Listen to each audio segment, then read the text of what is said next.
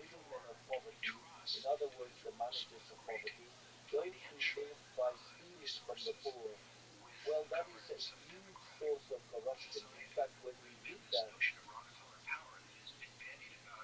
2 days later, one of the most renowned and influential pizzeteros called for a demonstration. He claimed that 50,000 people would attend because he was actually expecting 100,000.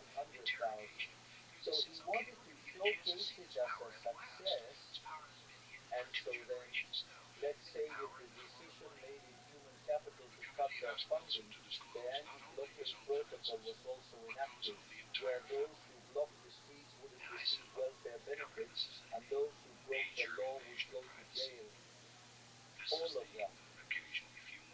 And also, we were informing this to transportation channels that in that march they expected to have 100,000 people there. And actually it turned out to be 3,000 people. And from that point on, they didn't block the streets anymore. We also evidently put an end to that corruption. One of the things that also generated a lot of corruption was public works. Another thing that led to significant acts of corruption were the discretionary transfers to provinces. In general, these transfers were made to the provinces with accounting as obscure as possible. So, the national government, in collusion with the governors, let's say, the money ended up being used for other things. Not only that, with which we have already done many things. Furthermore, the Ministry of Human Capital is always filing complaints in court, not in the media, in court. Acts of corruption like never before in Argentine history. Not only that, but also in terms of condemning corruption. That is, we have done, for example, 2 days ago, it was condemned, Cristina Fernandez de Kirchner got a sentence for corruption. I mean, due to corruption, and the next day, that is yesterday, we took away their privileged pensions. At the same time, we are, for example, we have discovered that Kirchnerism used disability pensions for acts of corruption.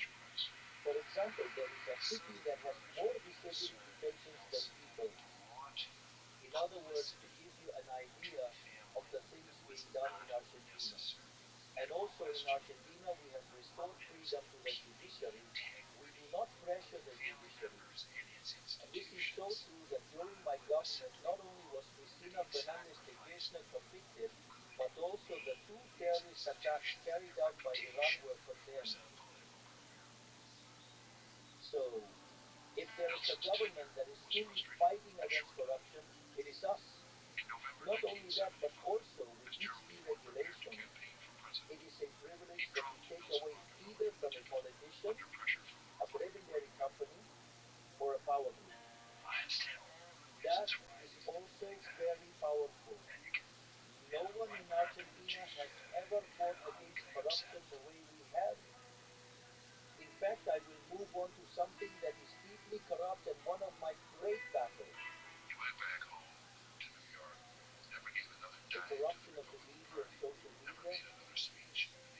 That is to say, I removed the official advertising. That's why you will see that even though we generate wonderful news, every week in large quantities the media speak terribly.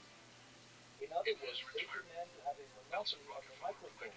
That is, they are entitled to insult, hurt, offend, and they don't want anyone to bother them. And they expect me not to even respond. That's why a large part of journalism in Argentina hates the X network. And that's why we, the liberal libertarians, love the X network. Because we can all say what we want. However, let's say these supposed journalists who defend freedom of expression, actually what they want is to censor the ideas they don't like.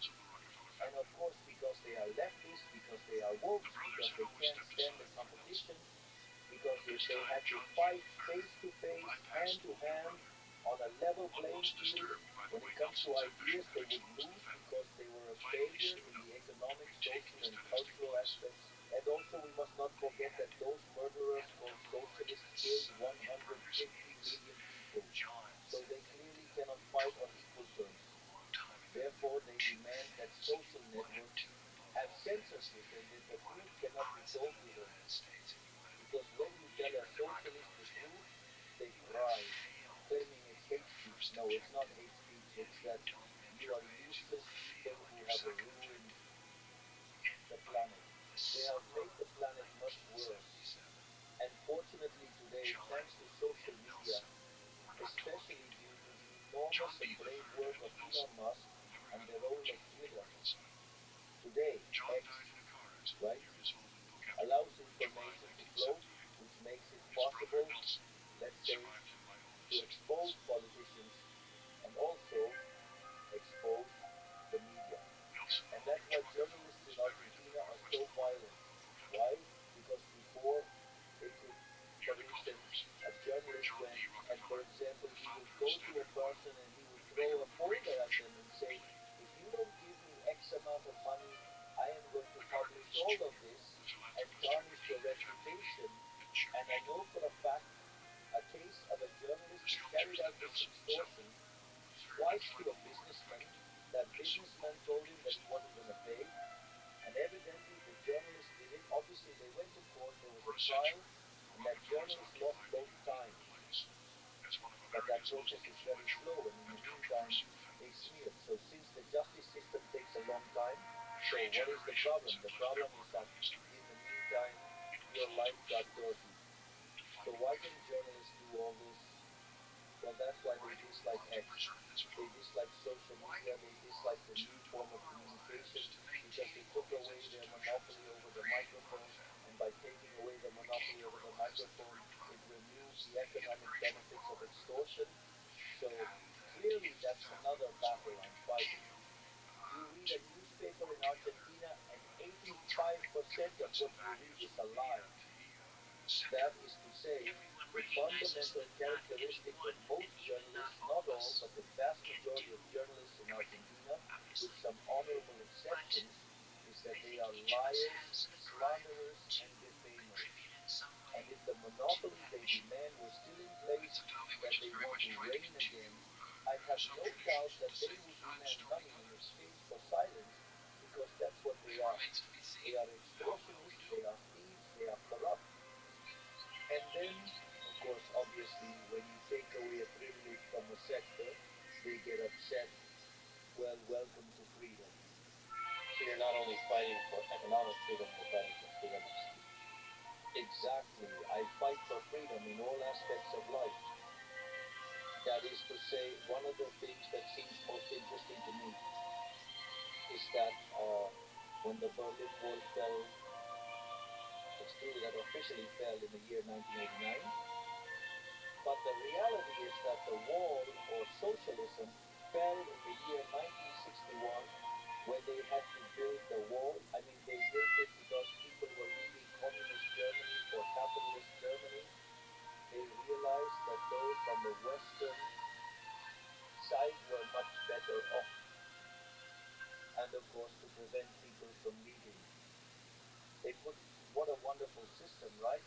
So, I mean, they had to trap people, they couldn't let them go. I mean, these are such wonderful ideas that they had to apply them at gunpoint. It's quite, well, it's no coincidence that they killed 150 million human beings. So, what happened then?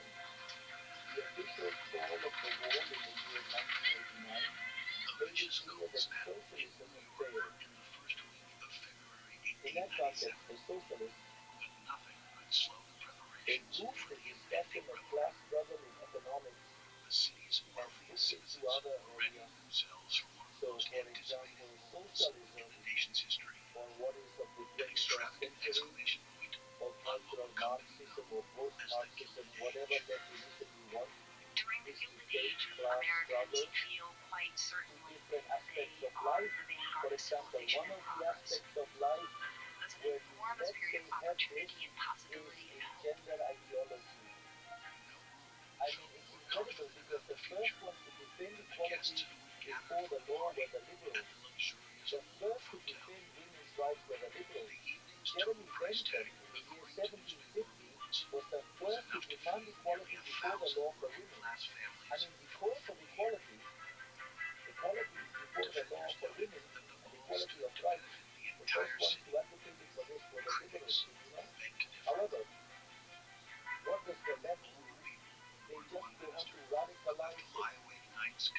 then it moved to what is called female chauvinism. Female chauvinism is, let's say, the fight against males. And then, I mean, how do they do it? They do it by assigning rights. But when you assign a right, someone has to pay for it. And that has consequences. And in general, let's say, this always happens. The consequences are that the results are worse than what you had before. I mean, in any state intervention, the subsequent result is often worse than what you originally had. So that's one thing, and not only that, but the other side of this is the environmental agenda, which sets man against nature, imposing all aspects of environmentalism and everything related to climate change. In other words, they can't stand any serious discussion. Therefore, all environmental policies are nothing more than an excuse to collect taxes. So that a group of parasitic bureaucrats can live at the expense of others and finance sinister ideas. Where the most sinister idea of all is that there is no room for everyone on planet Earth. That is, an idea that failed with Malthus at the beginning of the 19th century, a murderous idea that was also applied by the Egyptians against the Jews, and this is famously recorded in the book of Shemot or Exodus. Or, for example, another thing is Black Lives Matter. That is, black people against white people, or indigenous people against the established communities. Or, I mean, everything related to LGBT agendas. Definitely, these are some of the ways in which, socialism extended the class struggle into other aspects of society, creating divisions and fostering deceit with the sole purpose of absorbing taxes. I mean, what was the Ministry of Women in Argentina doing? Did it manage to reduce a single femicide? No, none at all. The number of femicides exploded just the same. In fact, the most feminist president in Argentine history, Mr. Alberto Fernandez, used to beat his wife. That is such a strange feminist. I mean, well, so within the ranks of feminists, let's say, you will essentially find the largest number of rapists and women beaters. And it's quite interesting what they do. Their hypocrisy is truly striking. It's not just about that, though. I mean, the battle is on three fronts. You have the economic front, which is free enterprise capitalism. Then we have the political level. Currently, the system that the world has designed is a Republican liberal democracy with checks and balances. And, I mean, at the cultural battle level, notice that socialism has been very successful in the cultural battle. It has been very successful politically because it was able to translate that political battle in winning many elections. But why is it falling apart? Why? Because it produces misery, and because the economic system is a disaster, so people eventually realize that it is making things worse for them. Liberal libertarians are very good when it comes to economics. Yeah, and those good economic results can eventually lead, well, to the generation of solid political processes. But what happened? The liberals neglected the cultural battle. Much of the blame was placed on Fukuyama when he said this is the end of history. No, it was not the end of history, because the following year, in 1990, the socialists gathered at the Sao Paulo Forum and, based on the ideas of Gramsci, designed a strategy to infiltrate the media, culture, and education, which ended up changing the entire discourse. And they established that what they said was politically correct, and that any idea outside of it was to be considered reactionary and had to be censored or even persecuted. And they claimed to be the ones defending freedom, even though they were the ones persecuting people. It's the same with journalists who get upset with Twitter. They say they defend freedom, but can't stand it when those who think differently speak. Is that freedom? Yes, for them, but not for those who think differently. That's not freedom, that's fascism. Then, what do we say? Then we must fight on the economic front, and I believe we are implementing an extremely successful economic program that is being recognized organized Tens of worldwide. thousands of In young fact, men and women from farm the families other night, could hop on the the train to president-elect go where the jobs were. Donald Trump The newly gave industrializing recognition cities. for the achievements we are having in Argentina and the speed at which we have done it. At the same Former time, we have slaves to and their fight the children political joined the battle urban because, migration, well, bound soccer for new matches are not won opportunities by in shouting Memphis, from the Atlanta, stands. They Richmond, are won by or playing as on far the north field. as Philadelphia But that and alone New is York. not enough because you have to, let's say, you need to convey to society It's for equality. the And values for of first class capitalism, citizenship. the free market, what And to be liberalism a is, part the of value what of is freedom, happening in right? terms of And when progress you and succeed in change. that, then we Trying to will make indeed be able to democracy advance in the steadily. country work If we for don't fight the them. cultural battle, what happened in Chile will happen Progress here. is part of the They American had credo. economic It has been success. almost from the beginning of the nation. It was, let's say, Americans sustained over have time, prided themselves on their but at some point it inventiveness, collapsed. Why their did it collapse? ingenuity, Because they their hadn't fought the cultural entrepreneurial battle. get up and go. Then socialism, little by Progress little, is took thought of control as of inevitable. institutions in It's education divinely and the inspired. media. So they took There's over a the media pastor and who culture, talked about and these on that basis they technological attacked and innovations broke as up the God's system. tools to And then make they a more found perfect themselves with increasing society. doses of socialism, and the only thing socialism And so generates it is becomes poverty. almost a spiritual idea, Therefore, this industrial what you must spirit. keep in mind is that you have to fight the battles on all fronts.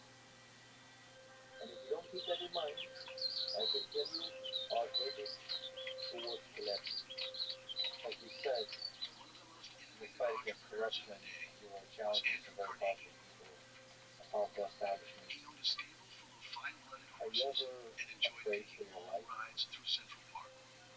Trying to assassinate you? No. Tell me, what good is it to live life, In the spring of I mean, 1881, in he was slavery? a man in the saddle in all ways, Look, there having is a just song consolidated his growing by a manufacturing Spanish enterprises singer under a single banner, called Nino Bravo. Carnegie Brothers and Company. Just to be clear, he has already left this Some earth, days so we can Carnegie say would ride he out has of the passed barn on to and the head beyond. north on Upper Broadway.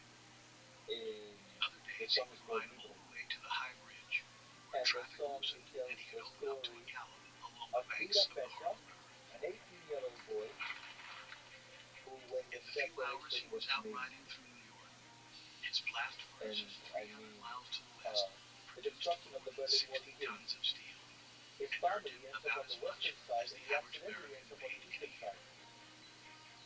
And for a whole year he This plans remarkable and novel fact made to escape 45-year-old Andrew to Carnegie the western side, the right? emblem of a new kind And of in that American dream. contest, when he tries to escape, he Like gets John D. murdered. Rockefeller in the oil refining business, So, and really, what is Cornelius the point of Vanderbilt in life if railroads, it's not in freedom, right? Carnegie was riding a wave of I mean, what is industrialization, the point of living using without new fighting for your technology values? and mass production to If I am secure willing to give my enormous life for my personal values, wealth. then what is the point of living without freedom? What's Look, important to can I tell you realize something is that interesting that happened these to me men, here in the they United have States? visions.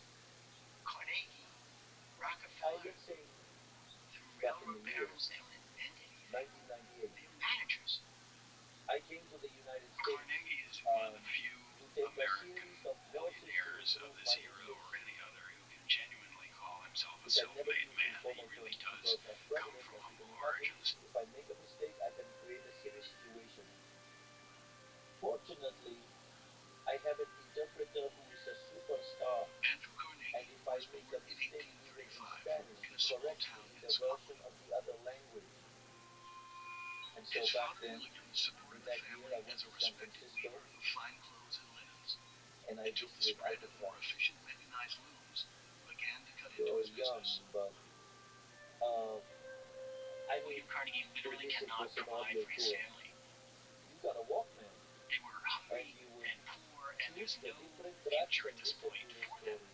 And so The they are most interesting forced thing to is that make the really an Alcatraz incredible tour decision, which is ended to in the uproot themselves from this recreation town yard in Scotland where they where lived the for basketball court, generations and go to some exercise strange areas, place and called all Pittsburgh, recreational Pennsylvania. facilities were located. So anyone would have thought Andrew that this Carnegie was and the the city best of part of Pittsburgh Alcatraz. came of age together. And yet, what Steam-powered they said in machine the guide shops was and that iron that was the factories hardest part for drew the working inmates. men to the city in the Why? 1840s. Because, I mean, that recreation area in particular The is first railroads arrived in the 1850s, in front of not the San long after Francisco the Bay. first telegraph wires. So the inmates could all see how There was San opportunity on Francisco every continued coal-dusted to block, build up and involve especially and for a develop go-getter every like day. Carnegie. While they were became locked his up in family's there. main provider They couldn't when take he was part in still a it. teenager. They were confined in that prison, and that made him fully aware of the Carnegie value has a of number of freedom. talents that get him noticed So, early. in my experience, He what it means is is a the fight for smooth freedom operator, is relentless. which is a Okay? term that was used I for mean, my guys that greatest worked hero for in Western all of Union human who could history tap is out Moses. Morse code very smoothly. The feat of Moses is like one person Young alone Andrew with his rose brother, quickly, Aaron, from telegraph operator both to confronting trusted the assistant of a combined powerful forces railroad of manager to the manager himself. the United States, But he was China, not and content Russia with a together. salaried job, And it no was matter how Moses good who the said to salary. Ramses, "Let my people go." Well, Ramses resisted, and the forces of heaven Carnegie ran saw him over. opportunity in the booming But railroad what I industry. mean is, I don't see any other possible way to live other than with freedom. And I would always fight Relying for on full freedom. connections to And I powerful would be at railroad the executives, forefront of this cause. he invested in sleeper I cars, mean, it's a ironworks, cause that bridge building concerns, coal I'm mines, going and to oil die with producers. my boots on. I mean, I'm not going to He make was do not with yet living free when he any other resigned way his other position than with at the freedom. Pennsylvania I will Railroad fight to everything. I'm become going a to fight as much full-time as it takes. independent capitalist. At least that's the way I feel. So, Carnegie's skill what at good turning is it to be insider alive if you're information into confined? hard cash What had good is allowed it him to to be alive amass a if you're not fortune free? of nearly $500,000. What good was it for Peter Not Setzer long after, a product to be that caught alive his eye, one in the communist railroads Germany? badly need. Steel. Well, at least he had a moment of happiness while he tried to escape. Another guy who It's not fights an for freedom insult. pretty much Steel's been keeps around him for a long, safe. long time. But So you try mass-produced, and you are lost. high-quality, super strong What steel, do you that is a admire new thing and what in have the you Gilded done? Age. Yeah, I've had a huge admiration for Elon Musk. At the start of one of the worst economic depressions in the nation's history, Carnegie pushed forward on He is construction an of a absolutely massive steel unconventional plant person. outside of Pittsburgh. He's a great fighter for the idea for freedom. Nobody can What he has understand done on why Twitter, he is now building known as X, huge factories X, during the Depression. how he is. The bankers question him, why are you doing this? The world nowadays. To wake up once and for all and become aware of the socialist virus, the woke virus, that in itself makes him a hero in the history of humanity.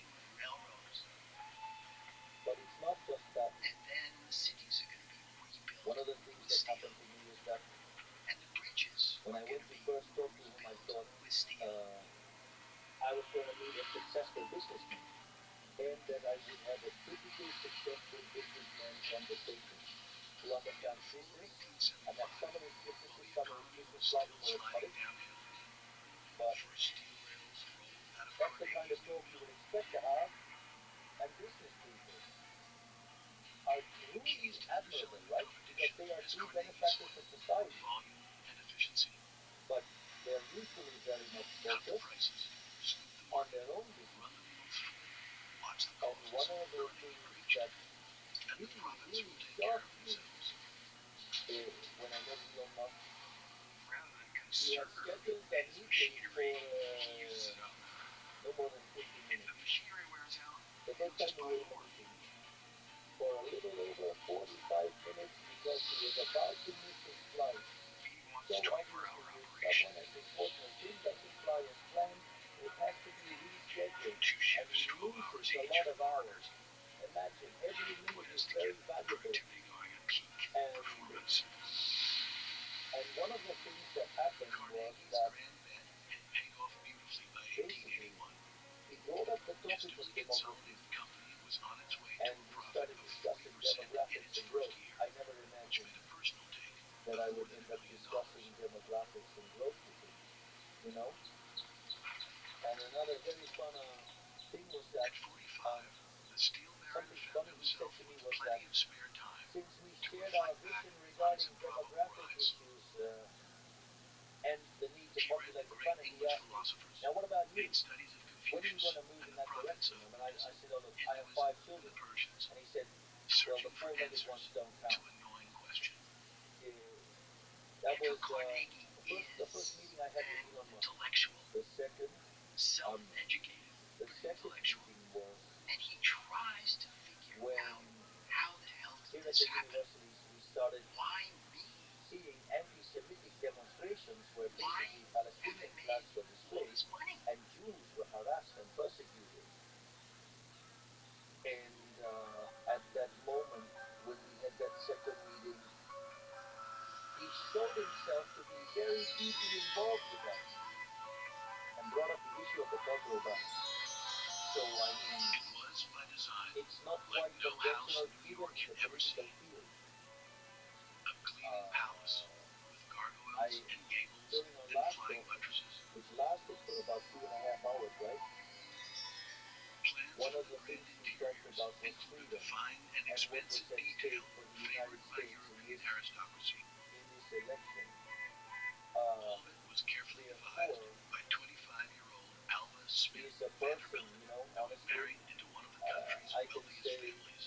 he's well above Alva average. meant to create a I mean, spectacle at Fifth Avenue and A person 52nd of Street, unconventional and she did. intelligence, right?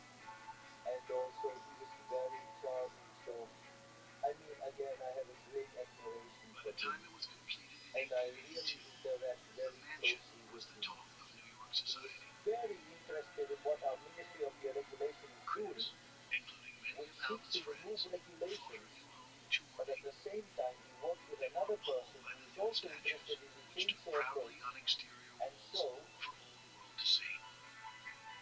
I'm very pleased Alva craves attention, because they are and going to so try and she replicate the model we are intentionally makes implementing the in outside Argentina. of the And house also, something that New Yorkers are Donald not Trump used to. himself is very enthusiastic about this. So, She's and testing anything whether in she the can way of shock people or reducing not. regulations and cutting She public writes, spending people and don't taking appreciate government out of the that this equation is the means more latest freedom for in the people. architectural So design. I'm very They're pleased with what's unsophisticated. going on. They're And Puritans. with Trump's victory, because the It's United clear States that she will be doesn't better really off, care what other people think as long as she gets what Argentina she is going wants. to be better too. And the whole world is going to be better off. The Today the Vanderbilts world is were a in much better place society, than but it they was weren't at just the a very few top. days ago. She Like has you a said, goal, and her Iran goal is and to make the Vivek Vanderbilts Ramaswamy are heading leaders of New York those society. Department of Government officials. So from your Scaling experience the this heights year of New York as society president of Argentina, was perilous and work ugly for any newcomer, chainsaw even economic one with the policy right to be address on elected, Fifth Avenue. what advice would you give to Elon and Vivek The about how to city's do it fashionable in the United families, States? most descended from the Just cut earliest to the Dutch chase, settlers, but were to the wary chase. of social Similar plotters. stuff. I'll tell you a story Their and own you're going to homes love it. reflected this sensibility. They prized manners and modesty Currently in over Argentina, striving and show. to the political balance we've Part of achieved, the ideal we have back at had the beginning of the Republic was a certain notion of powers delegated from restraint Congress to and the executive simplicity. branch, and So you therefore might be really we can wealthy, resolve it but by you decree. wouldn't parade around in a gilded That carriage the and have servants regulation in minister, livery and all of that. Federico That was Sturzenegger, considered in bad his form, not just ministry, gauche, shows a but really counter bad that Republican displays in form, front of small R everyone Republican there. form. He Old money displays was the number wealthy, of days, but alright? these new entrepreneurs were During which the immensely wealthy. delegated powers will The continue to kind be of money followed. that could buy Therefore, anything. he has a whole They aren't deregulation quiet division, about it. They want to also flood a it. public spending cut division, and government Few structure members reduction of New York's division, old money crowd and were he more also has an suspicious of elite the corps newly that's wealthy cleaning up than Caroline all of the Scurror laws that Astor, hinder the whose economic system ancestors had and arrived from the progress. Netherlands in And 1630. every day, And he no one removes held between more 1 and sway. 5 economic restrictions. So, my advice would be for them to go It all was the way, Mrs. Astor who to would push it to the decide very if the limit, Vanderbilts were worthy of and ascension do not give into the up. highest tier of Do not society. let down their guard. It was a very Furthermore, that exclusive agenda club. does not have Roughly political the number of purpose, guests Caroline because at Astor the end could of the comfortably day, you host are in her removing home. privileges. Of course, 400 there will was be the people magic number. complaining, but these are people It's who a are very losing personal and privileges, so they interpersonal will have to world in explain which to society having the why right they kind of are tea keeping those sets and the right privileges. kind of And that is surroundings quite uncomfortable. are You've fundamental. spoken with Donald Trump. Allegedly, he called you his favorite president. Since the What did U.S. you doesn't discuss? have a pre-existing And maybe aristocracy, again, what do it's you really admire these women about President who Trump? kind of have to make it And up what on do the you love fly. from him? And they become There are the people several who things are that creative in I improvisational admire about and President claim Trump. who the new The elites first is that would be he and how deserving they probably, are. I think he's Mrs. provided Astor ample proof was of this in especially his wary first of the presidency. Vanderbilts. He understands the nature The of the patriarch cultural battle. Cornelius, who had made his He fortune has building openly railroads, confronted was socialism. considered His ruthless, speeches openly unscrupulous, and target cruel. socialism. He He had reportedly perfectly horrified one understands the society woke dame virus. and all of her friends spitting his tobacco plugs onto her carpet. you know, of Mrs. great Astor value did because have it a means grudging understanding respect what it's for all the about. Vanderbilt family money. Another thing I truly admire Cornelius's about him children is and his courage grandchildren were already in among the practice. richest individuals in the entire country. And with no Thankfully, inheritance thank tax, goodness he didn't income get tax, or assassinated or tax on killed. corporate earnings, they But were it was certain to by a remain so. small chance occurrence that could have killed You him. think about Just Caroline because he Astor's moved at the right 400, moment. it makes it sound like it's really rigid.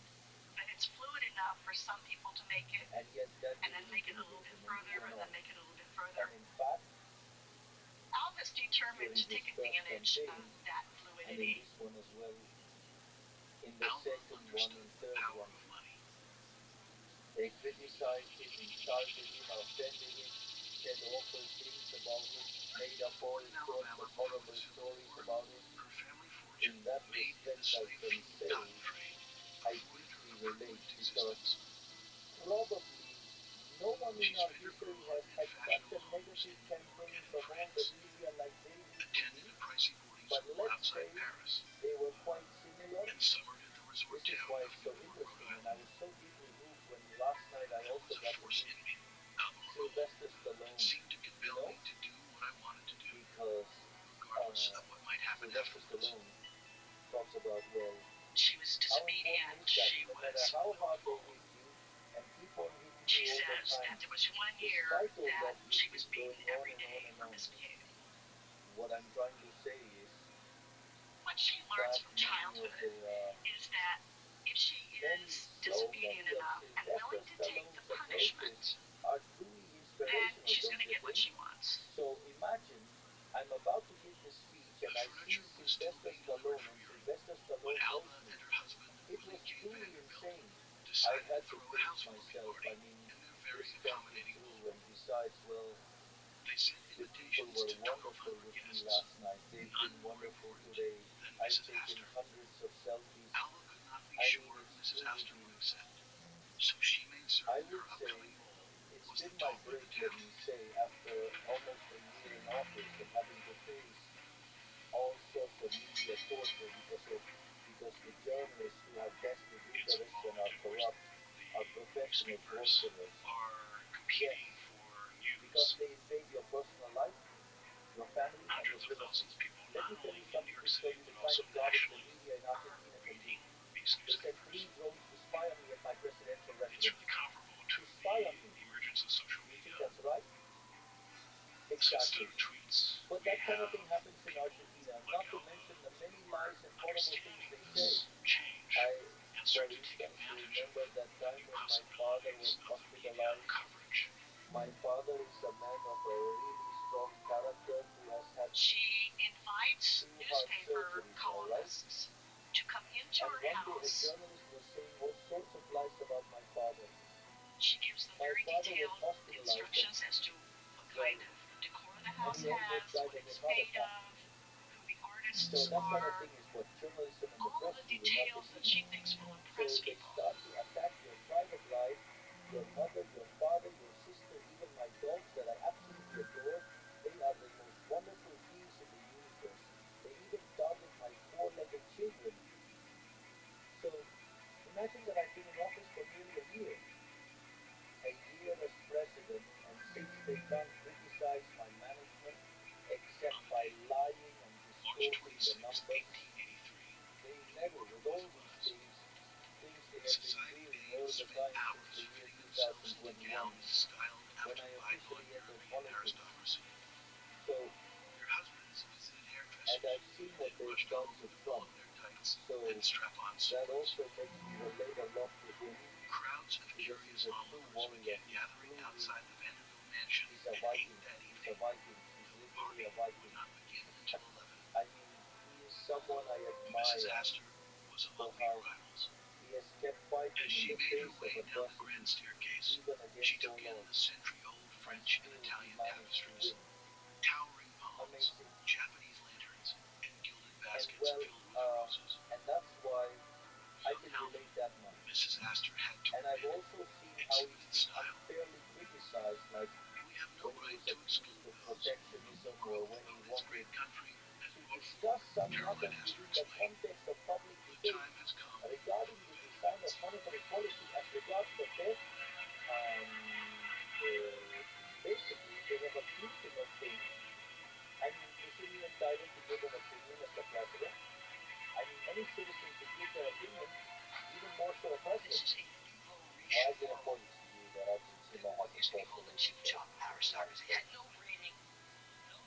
to us, that is really important, okay? You know? Because we've decided to be geopolitical allies of the United States ever since our campaign, that our allies, we have decided that our allies would be the United States and Israel, because they basically represent the ideas of the Western world, they represent the free world, that is to say what we would call today, let's say, a liberal democracy, okay, by confronting the autocrat. And in that sense, that is the geopolitical alignment. Moreover, in our campaign, we were very, very clear on three main points.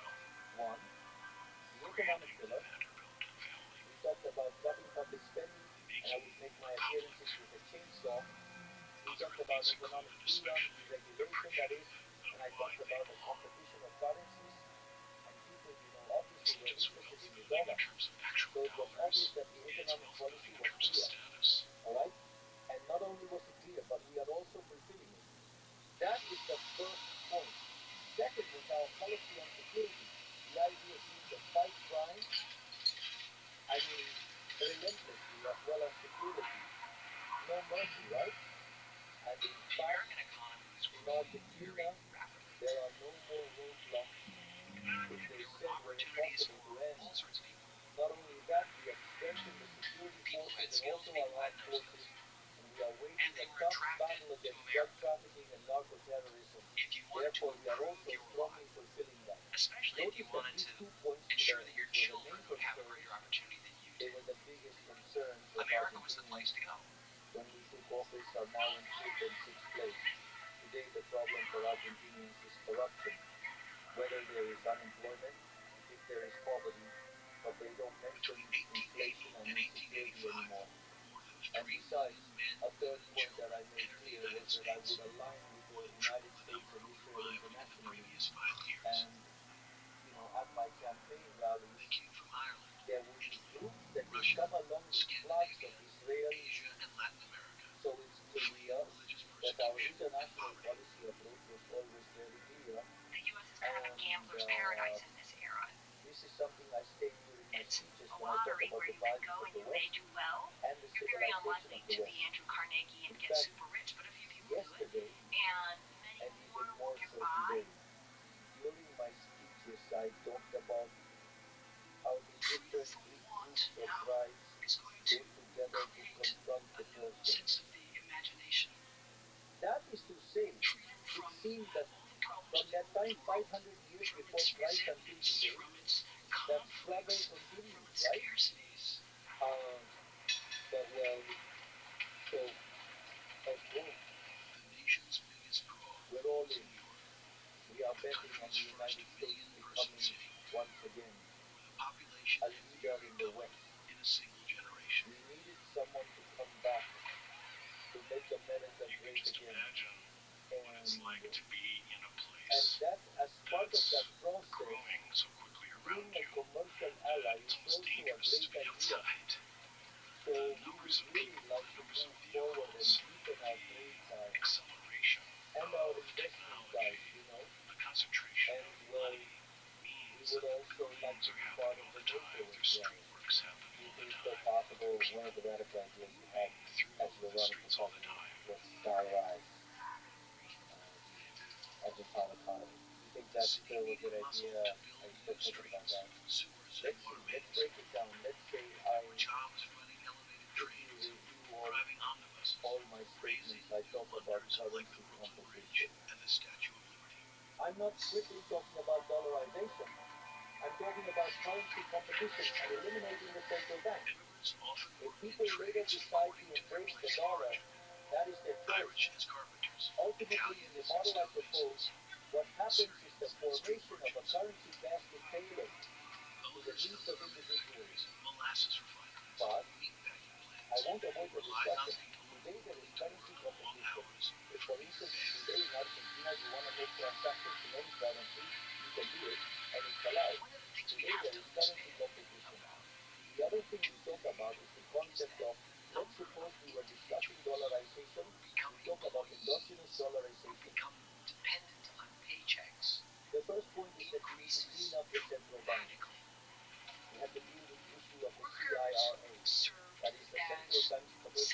was $50 billion. We still have to resolve the dividend problem of $10 billion. And in the meantime, we did a write-off and cleaned up the central bank's balance sheet by $45 billion. So you can't just close the central bank and finish bankruptcy because you need to redeem the whole central bank debt, which is about the issuing of money and the interest-bearing liabilities.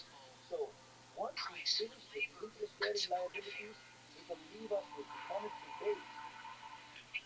Therefore, today we have a regime where the amount of money is fixed, the monetary base is not growing, and as demand for money increases, so people can use dollars, they don't need to go and sell the dollars and make the peso appreciate, but they can do transactions in dollars. So as the economy grows, you will have a greater share of dollars relative to pesos, and at some point, the amount of pesos compared to the dollars will be so huge relatively that closing down the central bank will be done easily, which means this is working. Of course, if you were to give me the money right now, I would go ahead and dollarize. I have no problem with that. For example, I did have a proposal for this, and this could have worked because the bonds, because the largest creditor of the Argentine treasury is the central bank. But central bank bonds were trading at 20 cents. If I had sold those bonds at 20 cents, and nowadays they are trading between 60 and 70, with the whole bunch of Neanderthals that are the opposition, who besides being ignorant in economics, also have bad intentions. I would be in jail today. Let me ask you a very important, difficult question.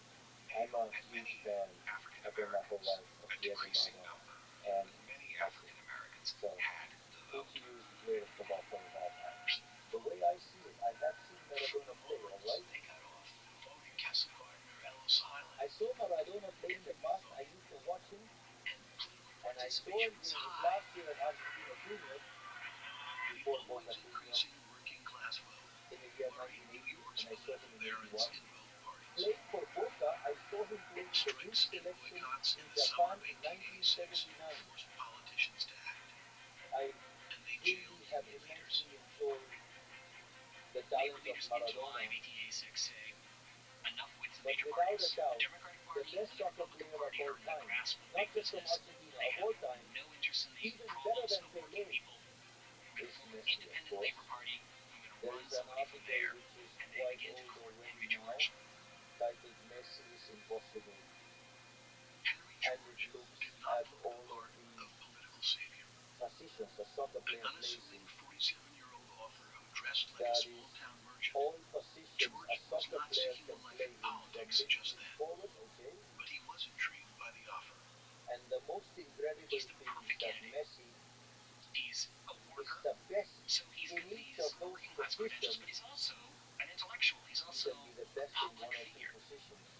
You see, Cristiano Ronaldo, for example, was very good in two areas of the game, so much so that he was almost like Messi, but he didn't take part in the rest. However, Messi is the best one in all respects, but at that time, of course, nowadays, he is an older player, right?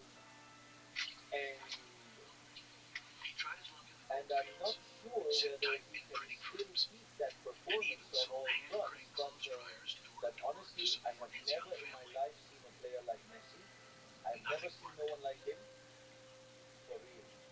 If you look at the number of goals he scored, I correct that, considering the goal average in the days of Pelé, compared to Messi's golden era and his career now, the number of equivalent goals is much greater than that of Pelé. Therefore, without a doubt, Messi is the greatest soccer player of all time. No one compares to him.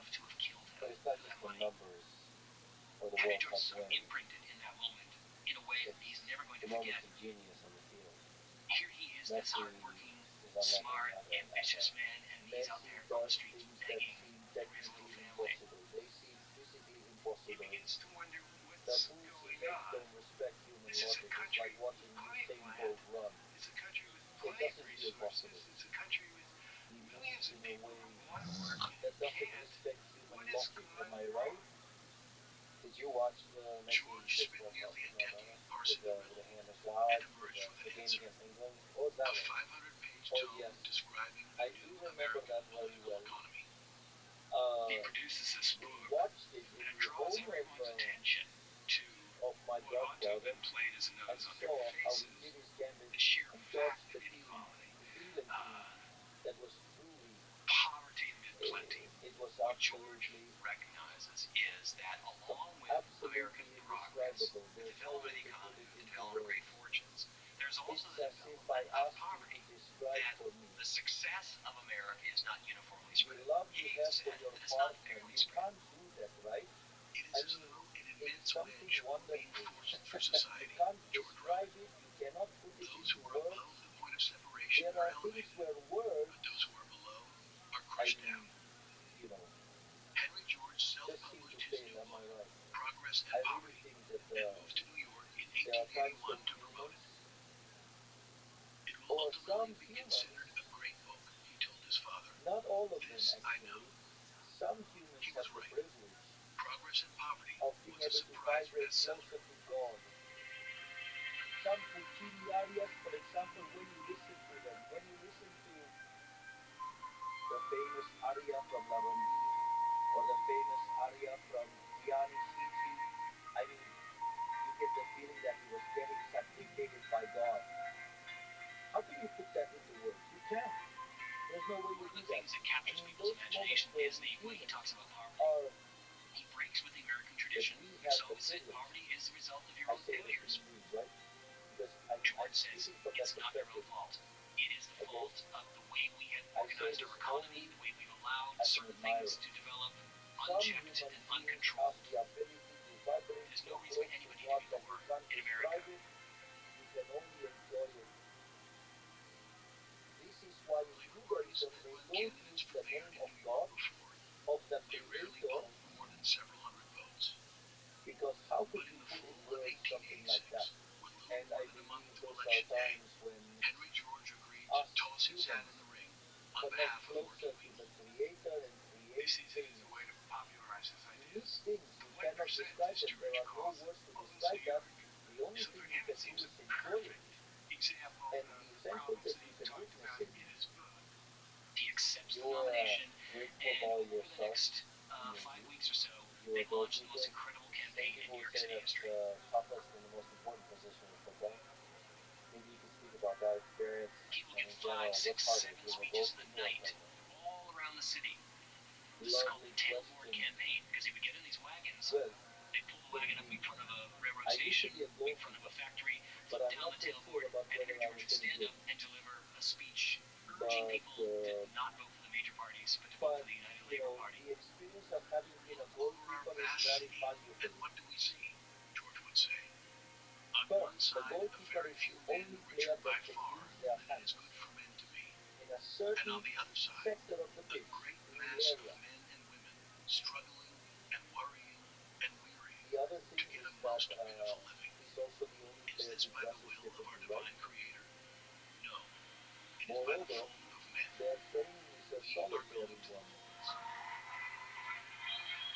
And the most important,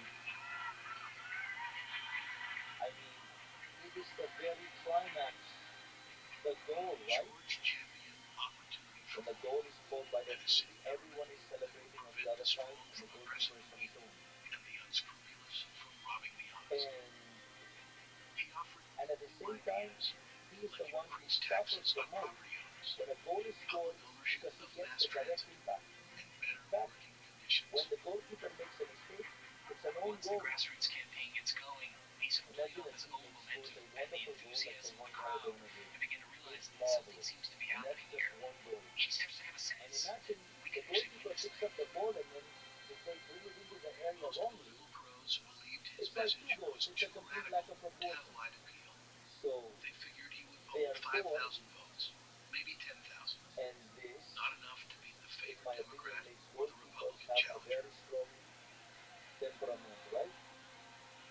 They are used to being On election alone, day, right and out of the gate, power people is are reporting precisely huge that. turnouts. Because when you make decisions, you are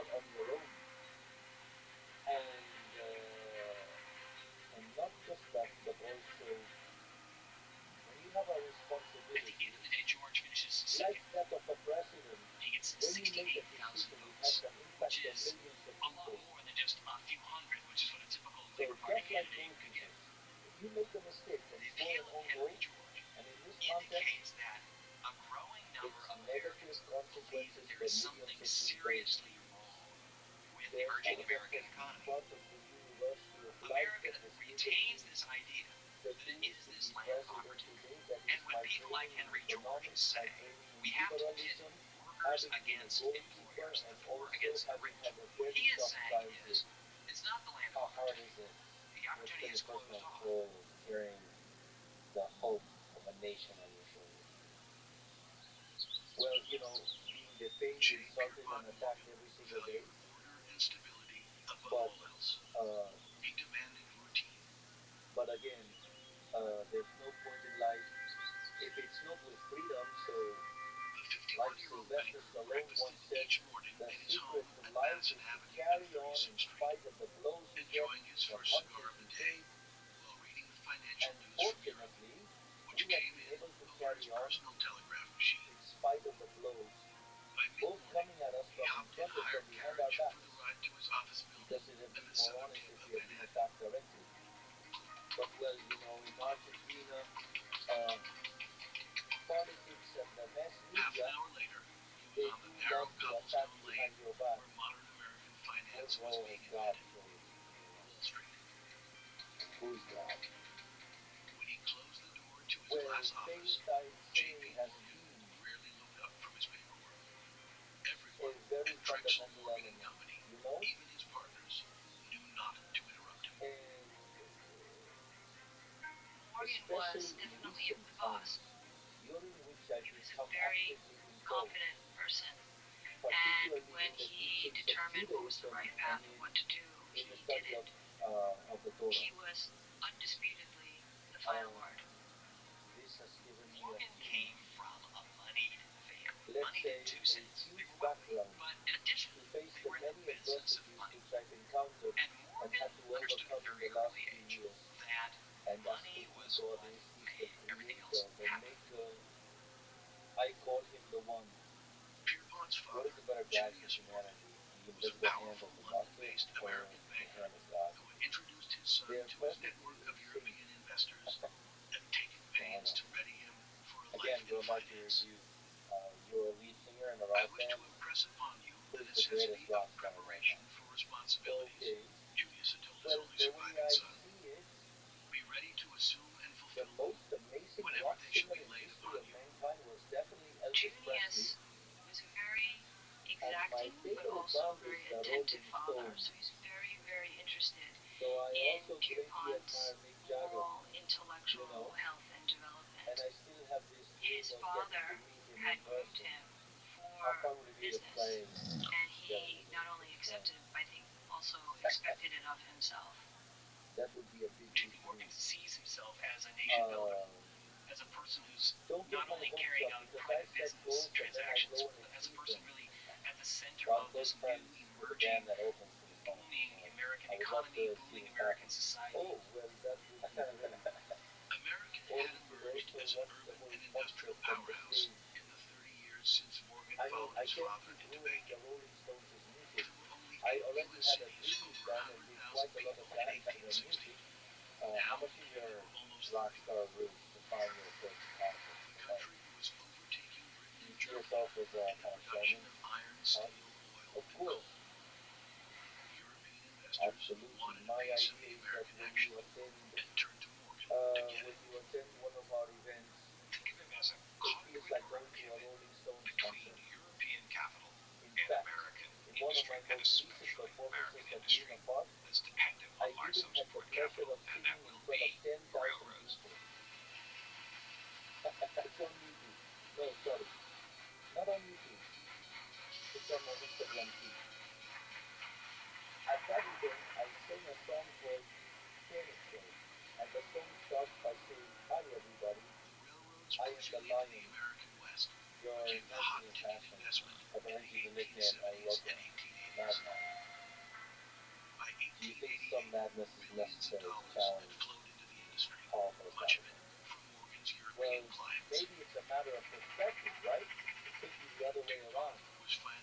everyone else is crazy by living in a way contrary to the ideas of freedom.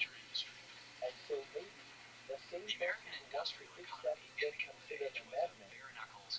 Anyway, the nickname doesn't bother me at all. In fact, I even enjoy it because I've been called like that since I was 10 years old. So it's not something that particularly bothers me, because it's a nickname that, well, it has been used for many years. But actually, if I present to you the case of San Martin, when he said he was going to cross the Andes to liberate not only Argentina, not only our country, but also Chile and Peru, and people called him crazy. Imagine if you had tried and spoken with, I don't know, with Michelangelo, you would have called him crazy too. Or if you had talked to, I don't know, hundreds of people who have changed the world, surely they would have thought that Einstein was crazy and so on. The list would be infinite. So, what is the difference between a madman and a genius? In the Christmas season of 1888, between tending to the plants at Madison Square Garden and paying for a holiday dinner for 200 orphans at the east side of Newsboys Locking House, or what would convene a gathering of 14 key railroad presidents.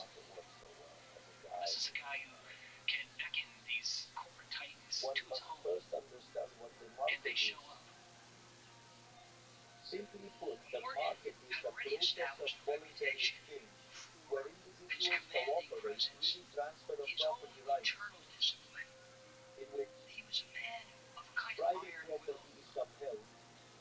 This and is his the purpose at system that meeting is to begin to that drives the establish among allocation them of some resources. kind of In essence, self-conscious socialism, and this is of what their Mises competitive condemns in instincts. his book Socialism, shows Morgan is that hosted a series of meetings over without the next private 3 weeks, property, with harsh words prices cease to cutting through the exist, halo and of therefore soft electric resources are light diverted. in his Madison Why don't you Avenue think it's the mansion. same to make a road of asphalt or gold? Amid his Why not growing make it of trove of gold? treasures, Because you have paintings, an tapestries, understanding of economic medieval armor, calculation, you have an ivories, idea of and prices ancient in your bronzes, mind.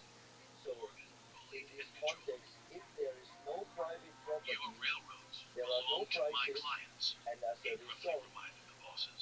the free market capitalism, He's a is very the large best man, mechanism ever and developed people by always talk about his humankind piercing for eyes, resource allocation. intimidating, This hawk-like also eyes. implies that markets So when must he be sweeps into a room, free people from describe state it as sort of the intervention, wind rushing through because a when room. the state intervenes, He has it a creates condition with his nose that has interference. disfigured his nose. And It's enlarged, markets it's need to red. allow free entry and exit, He knows that it's a what bit we call unnerving, competition. and they've actually played to his However, it's advantage better in to these understand close competition negotiations. in the sense described by Israel Gerstner, one of the foremost figures of the Austrian By the school, second week or of in the January, neoclassical Morgan had framework, herded the as railroad William men Baumol into an understood it, agreement to set which was the uniform rates, concept of free to entry assign and to each exit in road so-called its due contestable share of the markets. competitive traffic, And also, and to stick to the let's talk arrangement about what or risk a pertains to the financial division penalty. of labor and social The cooperation. commercial treaty lasted only The a most matter of wonderful weeks. thing about capitalism Morgan comes to a is conclusion that that you can he's only never be going to be able to pull successful this by off, that serving these others with railroads better are quality inherently goods at a better antagonistic toward price. each other. If you are successful So the only in the solution free market is capitalism, you are consolidation, a hero. You are a to social merge benefactor. these You are a railroads so prosperity that there's machine. less and less So the competition. better you do, Morgan would never say the the word better you aloud, do, but his the plan better it was is to engineer for something society. nearing a monopoly This in is the very railroad important. I industry, remember when I had my first and meeting to with Elon maintain Musk, control. and this made me Morgan admire had his almost an breakthrough. aesthetic sense And this is of something what my sister an commented economy on should too. look like. And it should You know, be well organized. Elon Musk told me He something he thought does that every day. people like He wakes him, up every with his morning thinking background, with about his understanding, with his intelligence, what were the ones problem who really ought to he could direct fix for the humanity. American economy. That's amazing. Of course, what is the counterpart? Being successful. Problematic as they were, Therefore, railroads were proving in to that be the sense, engines of and industrialization on the moreover, American plains. in my view, on how the system works, By on how the 1890, market there works, were more market than failures do not 70,000 exist. miles of track in That is to operation say, west that is of the the problem. Mississippi, where the population had All right? nearly A problem quadrupled for in just 30 neoclassical years. economies because of American a farmers were mathematical shipping wheat, primitive use corn, oats, and rye across the to world. develop economic economic feeding the growing analysis, but cities on the actually eastern seaboard it's and the not a real capitals of Europe. issue in everyday life. It's a problem in the minds of economists. In fact, my latest book called But the Capitalism, men and women Socialism, producing and the this bounty Neoclassical aren't Trap seeing deals many of the precisely benefits. with this issue. Okay, you Bob, I'm Farmers in taking Kansas, capitalism, for instance, socialism, and are the working neoclassical 15 trap. or So 16-hour the trap days and is losing that there's no ground. such thing as a middle ground.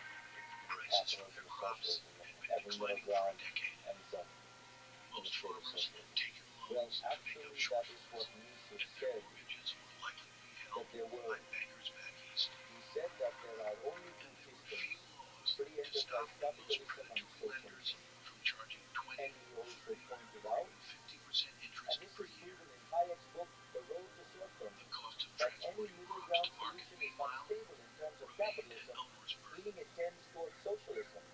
So when you implement an intervention, it causes The government only way to failure, get which then their triggers goods further to intervention, market setting up a is trap that under results in governments. more and more And intervention. they've kept rates And in high. this context, the These are neoclassicals, not the with their small market failure family theory, yeoman are in fact farmers dealing with problems that are Thomas fundamentally Jefferson mathematical. envisioned Rather as than the making the world a better heart place, of they have, America. if you will, been instrumental in These increasing the are levels of farmers intervention. who are in Let me debt tell to you the something. banks and who now have to Well, pay the huge you know, chunk of I have an labor economist to as the chairman railroads. of the President's Advisory There are Council. memories that people still have of what it Dr. was like William Rado, before who industrial studied here at capitalism. Harvard That, of University course, and is rooted completed his in the PhD, agrarian was past, mentored by the Kenneth small Rogoff, American proprietor economist. past. And It Rogoff is has said also that Dr. Rado redolent was of a more egalitarian his vision of best student. society than the one that's emerging. Nowadays, There was they're a actually feeling working that with control had Dr. shifted Rado from Kansas specifically on to the East Coast. all They these looked at their own lives issues and they say, that 50 years arise ago, when my from, grandfather was young, you know, he controlled his the own life. interventions for the folks This idea that people proposed by want to the be in control of their destiny is something that's mainstream, very powerful. such as the so-called correction of market failure. And a few days ago, he conducted a Frustration survey in Kansas had of sharpened search into resentment algorithms and scorn. and policy Among the recommendations, loudest voices of protest on the hot, dry and that prairie resulted in a was a mass making 39-year-old progressively. former school teacher and licensed And, attorney named well, Mary Elizabeth the Leeson. redder it was, the She more was it an was linked energetic to agitator socialism. who made a living There was giving an speeches in intermediate thing support that of was yellow, underdogs, and labor blue was unionists, free market suffragettes, ideas. and in the summer of And one of the 1890, things he a Kansas discovered farmer.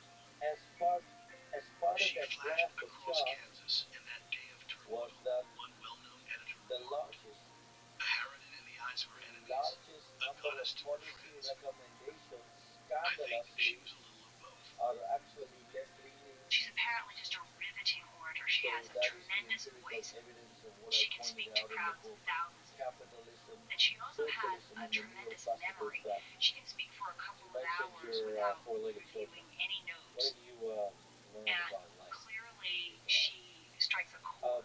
Well, from my four-legged children, I have learned Mary Leeson could unconditional empathize love. with the thousands of Kansans whose daily lives balanced In on fact, a razor's well, edge between plenty and want. She was one of them. my name in Hebrew means loyal friend, faithful Leese friend, was the sixth child of immigrants and on who the had fled Chinese the Great horoscope, I Famine am in dog. Ireland. And Her father and one if brother there's died one fighting thing for that the Union defines in the Civil me is War. loyalty Another brother was killed when a train and crushed him those virtues, while you working as a know, laborer for a you railroad can find them corporation. in those wonderful beings that dogs are, In the early who 1870s, love when Lisa was unconditionally. still in her 20s, a nationwide In fact, they economic are depression superior swept beings, away right? her husband's pharmacy business and Spiritually all of their speaking, savings. in my case, They lose because everything. She's very frustrated and comes to feel that, that the social that order is to just say, isn't all fair. those who have insulted, defamed me, and criticized me, Women I could not run remember for state each one of office in them, Kansas in 1890. but I don't Lease have the helped to greatness spur the needed to founding of forgive a them. new local political organization, On the topic of the loyalty, People's Party, politics, I'm widely sure known there's been a as lot the of people, Populists. some people The don't betray you. populists believe that they're being ripped off. Does that That hurt your heart? industrial capitalism discriminates It depends. against them. And they're right. The Because populists organize politically to sometimes think that you can expect some people to be loyal, and if they betray you, of course, that hurts. But some people you actually don't expect anything from them, so it's just betrayal. I mean, won't be annoyed or feel bad because you owe to someone who didn't share your values? But politics does have that, you know. Sometimes many of the people you may come across don't have the values you advocate for, but it's cost benefit. You need the electric sail on, right? Or would you rather let it sink? That's not my case. I fight until the end. There are trade-offs, but that's part of politics. And that's not my line. But of course they do exist. There are a lot of people who admire your definition of scale. What advice would you give them? Maybe young people have a better life, but yours have an impact in the world. You have the balance. I didn't do this thinking about having an impact on the world. I have defined what makes me happy, and I live according to that. I live consistently by that. And most importantly, I would say never give up. Moreover, and above all, never be half-hearted. I would rather try because I failed rather than not trying because I never tried. I mean, I'm a perfectionist, so when I do hear, of course, I have a bad time.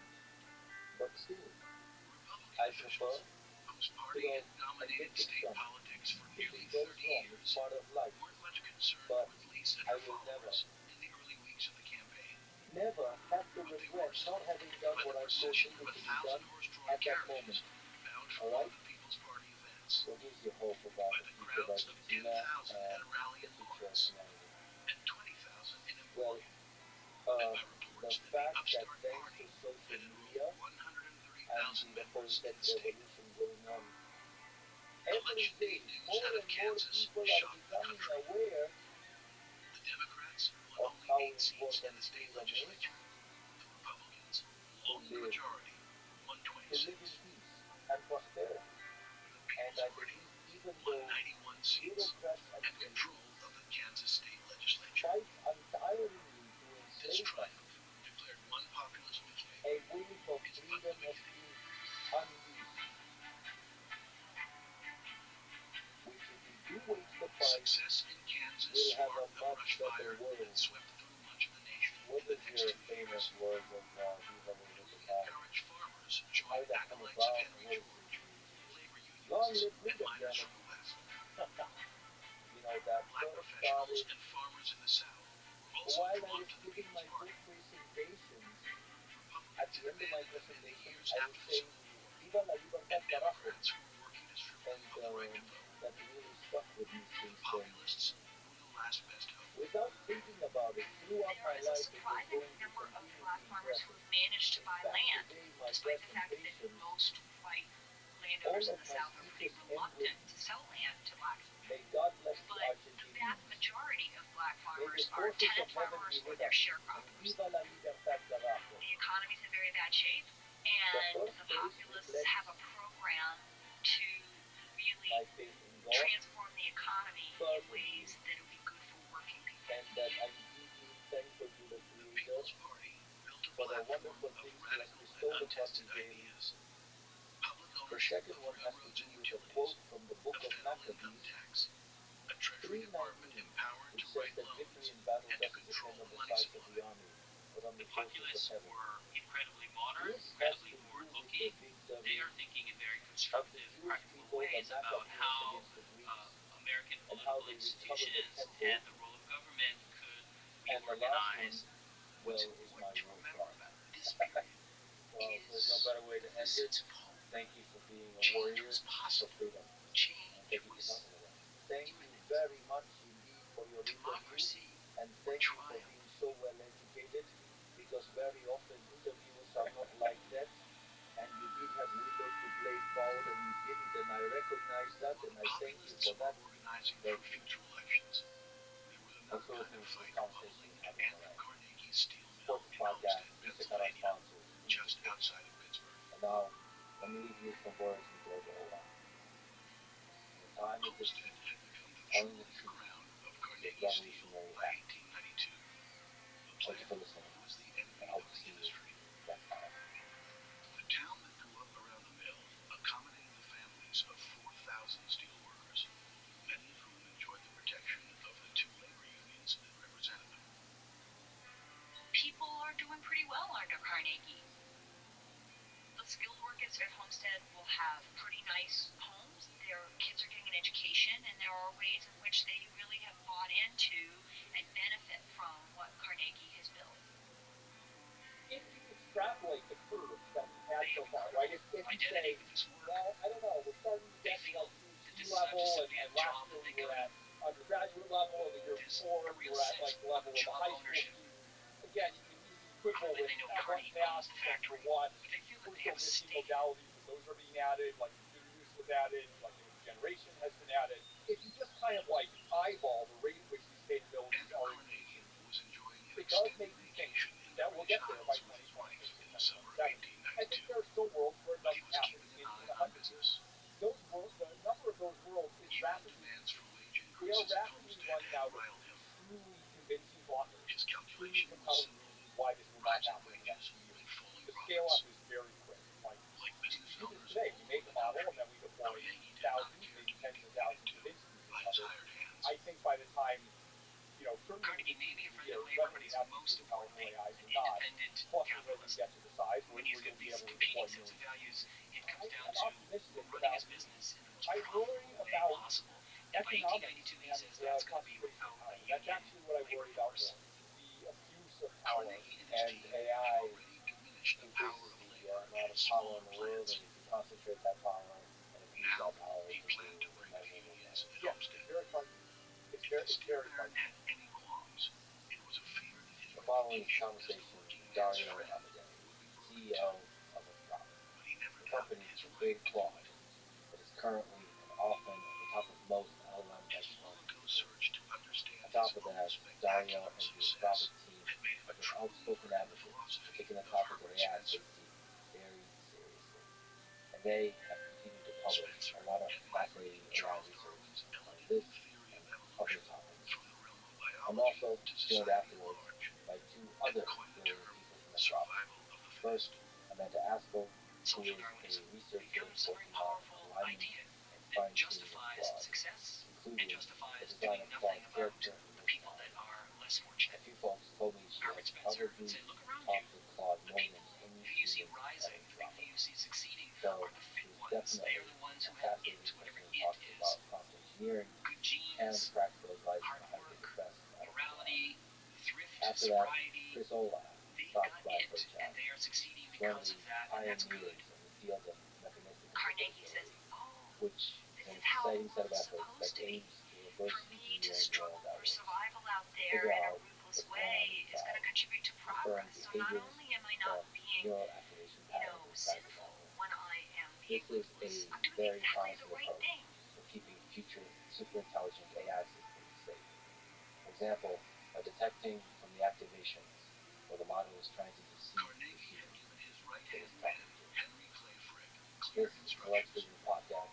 To support it, please check out our sponsors in the description. And now, dear friends, it's Dario Amodei. Let's start with the big idea of scaling law and the scaling hypothesis. What is it? What is its history? And where do we stand today? So I can only describe it as it relates to kind of my own experience, but I've been in the AI field for about 10 years. And it was something I noticed very early on. So I first joined the AI world when I was working at Baidu essentially in late 2014, which is almost exactly 10 years ago now. And the first thing we worked on was deep learning. And in those days, I think deep learning was a new thing. It had made lots of progress, but everyone was always saying we don't have the algorithms needed to succeed. We're only maxing as tiny fraction. There's so much to kind of discover algorithmically. We haven't found the future of how to mess with the human brain. And when, in some ways was fortunate, I was kind of, have almost beginner's luck, right? I was like a newcomer to the field. And, I looked at the neural net that we were using for speech, the recurrent neural networks, and I said, I don't know, what if you make them bigger and give them more layers? And what if you scale up the data along with it, right? I just saw these as like independent dials that you could turn. And I noticed that the model started to do better and better as you gave them more data, as you made those models larger, as you trained them for longer. And I didn't measure things precisely in those days, but along with colleagues, we very much got the informal sense that the more data and the more compute and the more training you put into these models, the better they perform. And so initially my thinking was, hey, maybe that is just true for people, right? Maybe that's just one particular quirk, one particular area. I think it wasn't until 2017 when I first saw the results from GPT-1 that it clicked for me that language is probably the area in which we can do this. We can get trillions of words of language data, we can train on them, and the models we were trained in those days were tiny. We could train them on 1 to 8 GPUs, whereas now we train jobs on tens of thousands, even going to hundreds of thousands of GPUs. And so when I saw those two things together, and there were a few people like Otis who you've interviewed who had somewhat similar views, right? He might have been the first one, although I think a few people came to similar views around the same time, right? There was, Rich Sutton, Peter Lefton, Warren wrote about the scaling hypothesis. But I think somewhere between 2014 and 2017 was when it really clicked for me, when I really got conviction that, hey, we're going to be able to do these incredibly wide cognitive tasks if you just scale up the models. And at every stage of scaling, there are all these arguments that, when I first heard them, honestly, I thought, probably I'm the one who's wrong. All these experts in the field are right. They know the space better than I do, right? There's, the argument about, like, you get syntactic, you can't get semantics. There's this idea, you can make a sentence make sense, but you can't make a paragraph make sense. The latest one we have today is, we're going to run out of data, or the data isn't high quality enough, the models can't reason. And each time, every time, we managed to either find a way around, or scaling just is the way around. Sometimes it's one, sometimes it's the other. And so I'm now at this point, I still think, it's always quite absurd. We have nothing but deductive inference to tell us that the next few years are going to be like the last 10 years. But I've seen movie enough times. I've seen the story happen for enough times to really believe that probably the scaling is going to continue, and that there's some magic to it that we haven't really explained on a theoretical basis yet. And of course, the scaling here is bigger networks, bigger data, bigger compute. Yes. In particular, linear scaling up of bigger networks, bigger training times, and more data. So all of these things, almost like a chemical reaction. You have 3 ingredients in the chemical reaction, and you need to linearly scale up the 3 ingredients. You scale up one, not the others, you run out of the other reagents, and the reaction stops. But if you scale up everything in theory, then the reaction continues. And of course, now that you have this kind of empirical science / art, you can apply it to other more nuanced things like scaling laws applied to interpretability, or scaling laws applied to post-training, or just seeing how does this thing scale. But the big scaling law, I guess, the underlying scaling hypothesis has to do with big networks, big data, leads to intelligence. Yeah, we documented scaling laws in lots of domains other than language, right? So initially, the paper we did that first showed it was in early 2020. First showed it for language. There was then some work late in 2020 where we showed the same thing for other modalities like images, video, text, image to text, math. They all had the same pattern. And you're right. Now there are other stages like post-training, or there are new types of reasoning models. And in all of those cases that we measured, we see similar types of A bit of a philosophical question, but what's your intuition about why bigger is better in terms of network size and data size? is that much more dependent on your manufacturing job, and so the impact is really very severe. As a biophysicist, so I did People physics starve to undergrad death. and then biophysics in grad school. So I think back to what I know as physicists, which is actually much less than what some of my colleagues at Rothic have in terms of expertise in physics. There's this concept called the 1 over x rates and 1 over x distributions, where often just like if you add up a bunch of natural processes, you get a Gaussian. If you add up a bunch of kind of differently distributed natural processes, What doesn't exist in 1893 is really any capacity of government at any level, national, state, local, or anything like that, to step in to help American citizens through hard times. Author The Gilded Age, police all over the country had traditionally allowed people to sleep in the police station. They would have a little pot-bellied stove, not a Gaussian, which is and you kind could of sleep on the narrowly floor distributed. as long as you're not disruptive. Kind of like large and small That's kind of the last fluctuations, the ditch C2 place of electrical refuge. noise. They have this decaying 1 over x And the police stations distribution. stop So serving now their I function think of because they like just can't handle the patterns numbers. in the They're totally physical world, overwhelmed. right? Or in language, if I think about They just the start patterns turning in people language, away. there are some really simple patterns. Some words are much more common than others, like the. Then there's basic noun-verb structure. Then there's the fact that nouns and verbs have to agree, they have to coordinate. And there's the higher level sentence structure, and there's the thematic structure of paragraphs. And so the fact that there's this regressive structure, you can imagine that as you make the network larger, first they capture the really simple correlations, the really simple patterns, and there's this long tail of other patterns. And if that long tail of other patterns is really skewed, like it is with the 1 over x noise in physical processes, like resistors, then you can imagine as you make the network larger, it's kind of capturing more and more of that distribution. And so that smoothness gets reflected in how well the models are efficient, how well they perform. Language is an His evolved basic idea is, process, look, right? we have two problems. We have Develop bad language, roads, we have and we have common massive words and less unemployment. common There words. are We have common thousands and expressions thousands of and men less who want common work. expressions. We And have he said, ideas why and can't the cliches government that are hire expressed people to differently. fix We have the roads? novel ideas. And that process has developed, has evolved with humans over millions of Coxey years. proposes And so that the government guess, and this is should pure take speculation, responsibility would be for that there's employing some kind of people who are out of work. long tail distribution The government of do the something distribution of to these help ideas. them There's the long tail, deal with and also there's the the height deficiencies of of the American hierarchy capitalism. of concepts that are building up. So the bigger the network, presumably you have a higher capacity to. Exactly. If you have a small network, you only get the common stuff, right? If I take a tiny neural network, it's very good at understanding that a sentence has to have verb, adjective, noun, right? But it's terrible at deciding what those verb, adjective, and nouns mean, whether they even make sense. If I make it just a little bigger, it gets good at that, and suddenly it's good at the sentences, but it's not good at the paragraphs. And so these rarer and more complex patterns get cooked up as I add more capacity to the network. Well, the natural question then is, what's the ceiling of this? Yeah. How complicated and complex is the real world? How much stuff is there to learn? I don't think any of us knows the answer to that question.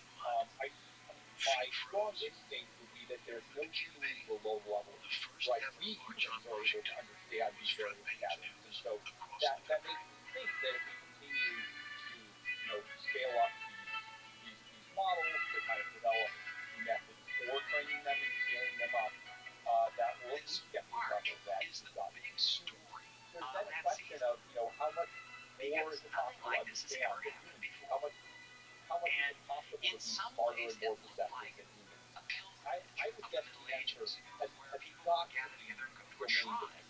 If I look at an area like biology, and I wrote this essay in the Loving Grace, it seems to me that humans are struggling to understand the complexity of biology, right? If you go to Stanford or to Harvard or to Berkeley, you have whole departments of folks trying to study like the immune system or metabolic pathways, and each person understands only a tiny bit as part of their specializes, and they're struggling to combine their knowledge with that of other humans. And so I have an instinct that there's a lot of room at the top for AIs to get smarter.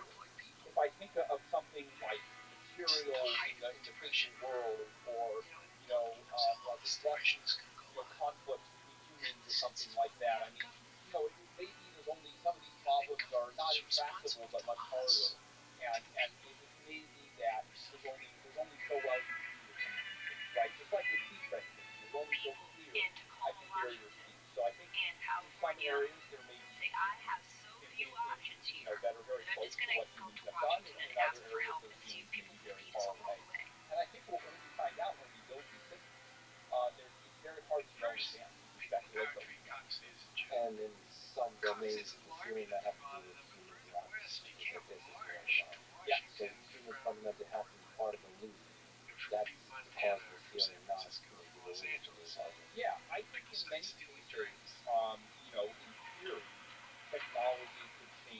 fast, for example, all the things that we might invent with respect to biology. But remember, there's a clinical trial system that we have to go through to actually administer these things to humans. I think that's a mixture of things that are unnecessary and bureaucratic and things that kind of protect the integrity of society. And the whole challenge is that it's hard to tell. It's hard to tell what's going on. It's hard to tell which is which, right? My view is definitely, I think, in terms of drug development, my view is that we're too slow and we're too conservative. But certainly, if we get these things wrong, it's possible to risk people's lives by being too reckless. And so at least some of these human institutions are in fact protecting people. So it's all about finding balance. I strongly suspect that balance is kind of more on the side of pushing to make things happen faster. If we do hit a limit, if we do hit a slowdown in the scaling laws, what do you think it would be? Is it compute limited, data limited, something else, idea limited? So a few things. Now we're talking about data limits before we get to the level of humans and the scale of humans. So I think one that's popular today, and I think could be a limit that we run into. Like most of the limits, I would bet against it, but it's absolutely possible. Is we simply run out of data. There's only so much data on the internet, and there's issues with the quality of the data. Right? You can get hundreds of trillions of words on the internet, but a lot of it is repetitive, or it's search engine optimization dribble, or maybe increasingly even text generated by AI stuff. And so I think there are limits to what can be produced in this way. That said, we, and I would guess other companies, are working on ways to make data synthetic, where you can use the model to generate more data than they have already, or even generate data from scratch. Think about what was done with DeepMind, AlphaGo Zero. They managed to get a bot all the way from no ability to play Go whatsoever to above human level just by playing against itself. There was no sample data from humans required in the AlphaGo Zero version of it. The other direction, of course, is these reasoning models that do chain of thought and stop and reflect on their own decisions. In a way, that's another kind of synthetic data coupled with reinforcement. So my guess is one of those methods will get around the data limitation, or there may be other sources of data that are available.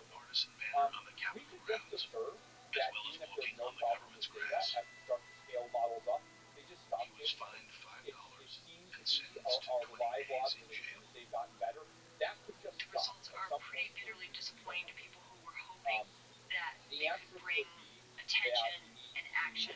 need to invent some new architecture. There's been problems in the past with say, numerical stability of models, where it looks like things were leveling off, but actually, when we found the right unblocker, they didn't end up doing so. So perhaps there's some new optimization method or some new technique to unblock things. I see no evidence of that so far, but if things were to slow down, that perhaps could be one.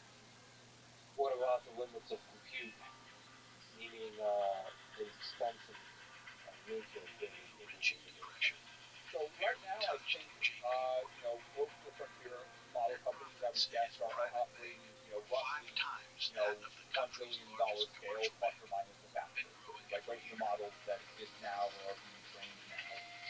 I think next year we're going to go to a $2 billion, and then 2026 we may go to about 10 billion, and probably by 2027 their ambition to build $100 billion clusters. And I think all of that actually will happen.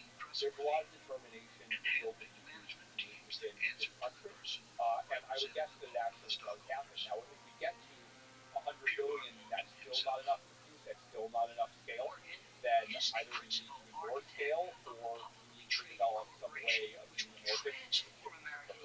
I think between all of these, one of the reasons I'm bullish about powerful AI happening so fast is just that if you extrapolate the next points on the curve, we're very quickly getting towards human level ability, right? Some of the new models that we developed, some of the new models that have come from other companies, they're starting to get to what I would call the PhD or professional level, right? If you look at their coding ability, the latest model we released, Sonnet 3.5, the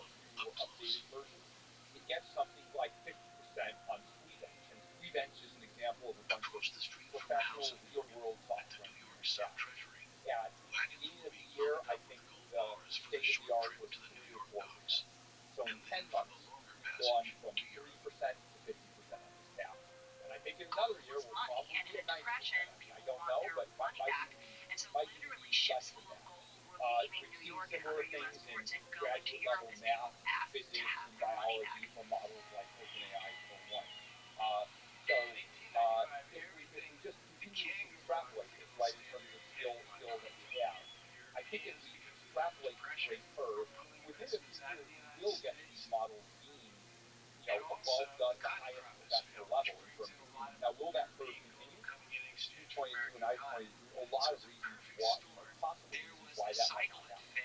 But if the extrapolation curve continues, that is objectively correct. So Anthropic has several competitors, which is their sort of jewels and all. OpenAI, Google, XAI, Meta.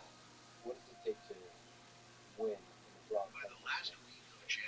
Yeah, so I want to separate out a couple things, right? So, Anthropic's mission is to kind of try to make this all go well, right? And we have the theory of change called race to the top, right?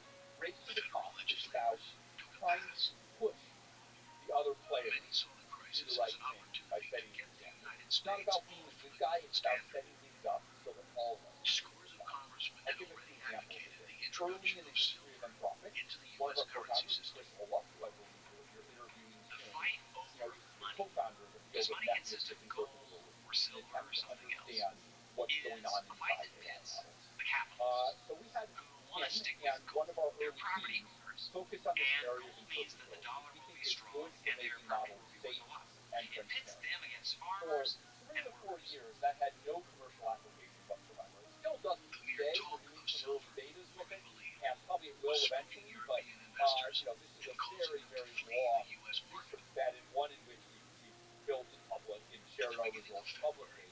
And we did this because, we think it's a way to make models safer. An interesting thing is that as we've done this, other companies have started doing it as well. In some cases because they've been inspired by it. In some cases because they're worried that, if other companies are doing this, that to look more responsible, they want to look more responsible too. No one wants to look like the irresponsible actor. And so they adopt this as well. When folks come to Anthropic, interpretability is often a draw, and I tell them, the other places you didn't go, tell them why you changed it. And then you see that there's interpretability issues elsewhere as well.